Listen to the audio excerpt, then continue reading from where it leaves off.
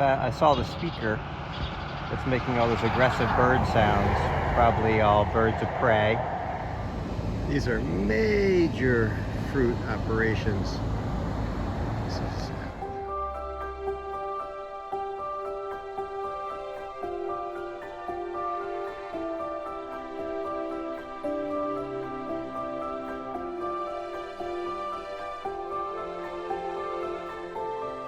Now in the Methal Valley, which is also a river, and I imagine that's where a lot of the workers live who work these orchards.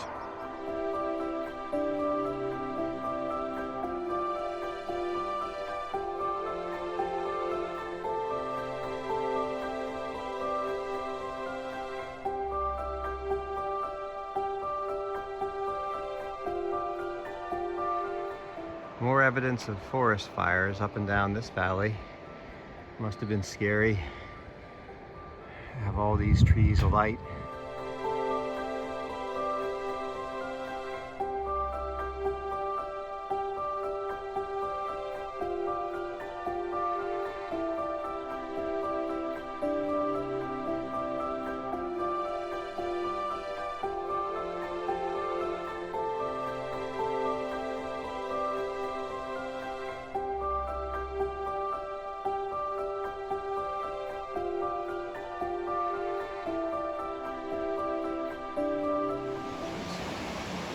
So this is a research vessel. They're moored in the middle of the river. They've got these big funnels. Taking samples, I guess. Something. It's crazy. Right in the middle, they've got the little triangles to deflect the water. It's quite elaborate, their system. They're anchoring in this river. Very appropriate.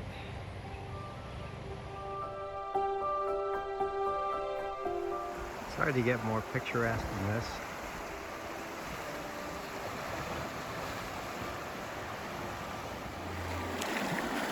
Nice and cold, this water is moving fast.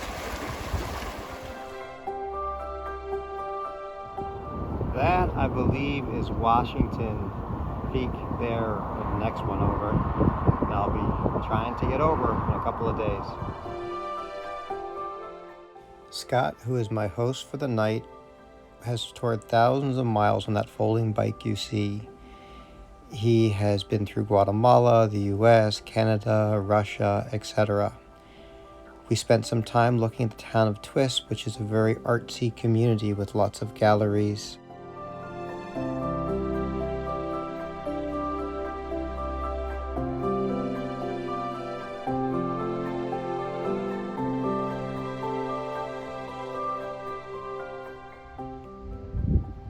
Tiny house in a beautiful area. Perfect. The Pocket Yacht Palooza? There's an organization called the Port Townsend Pocket Yachters. Pocket being little, small, tiny. Yeah. And they had a thing, and I had created a boat, 18-foot, essentially sailing canoe with a little cabin and outriggers for, not for floats, but for rowing for oarlocks. Yeah. I thought of it as sort of a cross between an ocean rowboat and a sailing canoe. Okay. Are you familiar with ocean rowboats at all? No, I'm not familiar with really either. Well, the ocean rowboats, the serious ones, are typically 20 to 25 feet long for one or two people. Really? And they have bigger ones for more people. Wow. They have a cabin on one end, but they're pretty big and heavy, and there are races across the Atlantic annually, I think, which is row only. I mean, wow. Except that in reality, it's currents and winds mostly that are propelling them, right? Not the oars. Yeah. But they do move. Yeah. But one or two people typically can move these boats at maybe up to 2 knots. Okay. They're fairly big and heavy. Yeah. So my boat had a cabin, one person. I built it one year, and the next year, sailed it some that year. The next year I did a 3-month cruise in some of the same area, what's called the Salish Sea. And slept aboard all but 3 nights, I think, during that time. Wow. Probably more than half of that at anchor, and sometimes pulled up on a beach or tied to a dock or whatever. And at the time they were putting the Race to Alaska together, I was down in Port Townsend for the Pocket Yacht Palooza, and they decided to film a promotional video. So I was in the original promotional video with that boat, and there's one picture where it shows both Colin Angus and he in a similar size boat. At any rate, I ended up, so that was in the fall, and the first Race to Alaska, I think, was going to be the following June. I decided to build a boat and to create a trimaran that had sort of folding amas, so that the folding acas, the framework, so that the outer hulls could move back and in close enough that oarlocks could be mounted on them for sliding seat rowing. Well, it was a nice idea, but it didn't work very well. The build was rushed. And there was something I was concerned about, but didn't have time to deal with.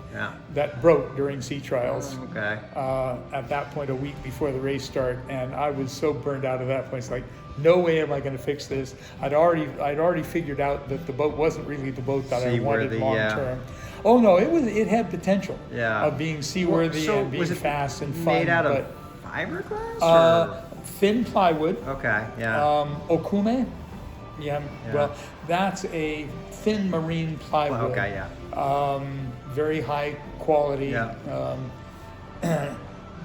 then fiberglass over the top of that, on the outside. So, ended up probably getting the T-shirt that you're wearing. Which it says Minion on the back, so that's free slave labor, something like that. So I did that instead, and did that at least 3 years, I think. Worked as a volunteer, and then one year, and I can't remember which year it would have been, 2017 maybe. Maybe 2018. Before the pandemic. It was pre-pandemic, definitely. I ended up getting a berth on a sort of a very last-minute berth on a big trimaran, 31 foot, serious big trimaran, and team was thrown together last minute. The owner captain of the boat had never seen the boat before we all arrived. So I saw a touring cyclist go by. I think so. It looked like they had full panniers and everything. The captain never seen the boat before. The captain bought the boat sight unseen. She may have seen pictures of it. She knew someone who was there. The boat was in Port Orchard, which is south of Port Townsend, a day's sail basically. She was Polish, professional, owned big monohull sailboats that took people out on and taught them, and had professional crew. She was going to have her professional crew come and race with her, and something happened. I think she got some clients she couldn't refuse, and all of a sudden she was crewless, and it was 3 weeks before the race, and there was a post on the Race to Alaska blurb, whatever it was, and I and some other people said, sure, I could do that. And so it went very well, I'm sensing. That was, you were probably a winner. Probably not. It's the town of Twisp, Washington. Nestled in the foothills of the Cascades. You got Sawtooth, right? Sawtooth is that way. Sawtooth is this way. Passaic. P-A-Y-S-A-T. Okay, and that goes all the way to Canada. Yep. Beautiful setting. One of the biggest wilderness areas in the country. Wow. In fact, it may be the biggest. I'm not And sure. I've never heard of it before. Shows you how much I know. Well, it's kind of out of the way. I guess so.